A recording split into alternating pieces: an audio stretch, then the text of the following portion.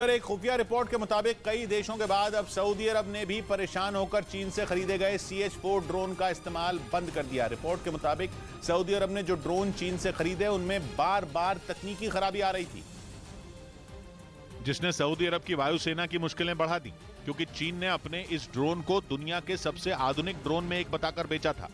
उसने CH-4 drone की ऐसी तस्वीर पेश की थी कि सऊदी अरब ने 2014 में एक साथ कई ड्रोन खरीद लिए थे, लेकिन जल्द ही चीन के ड्रोन की सच्चाई सऊदी अरब के सामने आ गई और फिर उसने चीन के सभी ड्रोन कबाड़ की तरह खड़े कर दिए। लेकिन सिर्फ सऊदी अरब को ही चीन ने झटका नहीं दिया, बल्कि इराक ने तो परेशान होकर 10 CH-4 ड्रोन की पूरी फ्लीट को ही अपनी वायुसेना से बाहर कर दिया।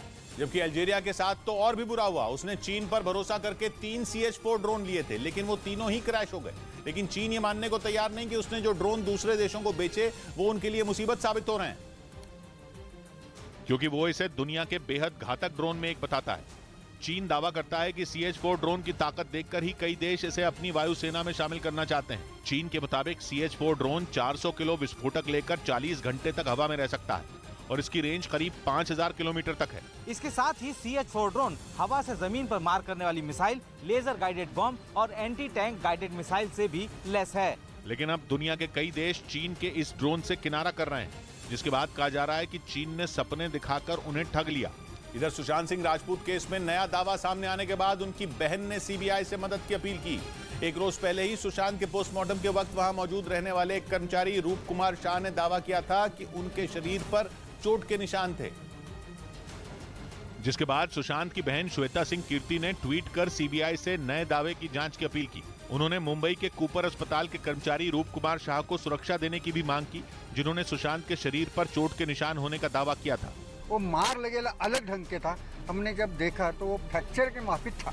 उनके इस दावे के बाद उस वक्त बिहार के DGP रहे गुप्तेश्वर पांडे ने फिर साजिश की आशंका जताई। इसमें हमको लगता है दाल में कुछ काला है, कुछ जरूर छुपाने की कोशिश कर रही है। हालांकि पोस्टमार्टम रिपोर्ट में सुशांत के फंदे से लटकने के दौरान दम घुटने को उनकी मौत की वजह बताया गया था। उधर 10 महीने से जारी युद्ध के बीच रूस ने नए साल से पहले यूक्रेन को अल्टीमेटम दे दिया। रूस की तरफ से चेतावनी दी गई कि अगर उसके प्रस्तावों पर गौर नहीं किया गया तो रूस की फौज बड़ा फैसला ले सकती है, जिसके लिए यूक्रेन को तैयार रहना होगा। ये अल्टीमेटम एक दिन पहले रूस के विदेश मंत्री सर्गेई लैवरोव ने यूक्रेन को दिया था, जिसमें उन्होंने साफ कहा कि अगर रूस के प्रस्तावों को यूक्रेन नजरअंदाज करता है और उनकी तरफ ध्यान नहीं देता तो वो कुछ बड़ा करने को मजबूर हो जाएगा।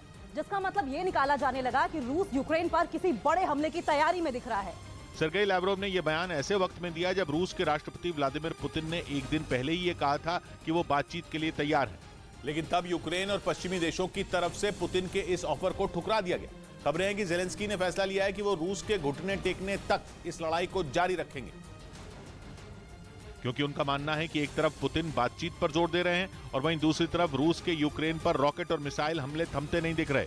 और यही वजह रही कि ज़ेलेंस्की ने रूस के खिलाफ डटे रहना बेहतरी समझी। लेकिन ये एकदम उसके उलट है जैसा रूस ने सोचा था। रूस की तरफ से यूक्रेन के सामने प्रस्ताव रखा गया कि वो अपनी फौज को रूस के कब्जे वाले इलाकों से पीछे हटा ले, ताकि यूक्रेन की वजह से रूस की सुरक्षा पर मंडरा रहे खतरे का खात्मा किया जा सके। लेकिन ऐसी खबर है कि ज़ेलेंस्की ने रूस के प्रस्तावों को नजरअंदाज कर दिया।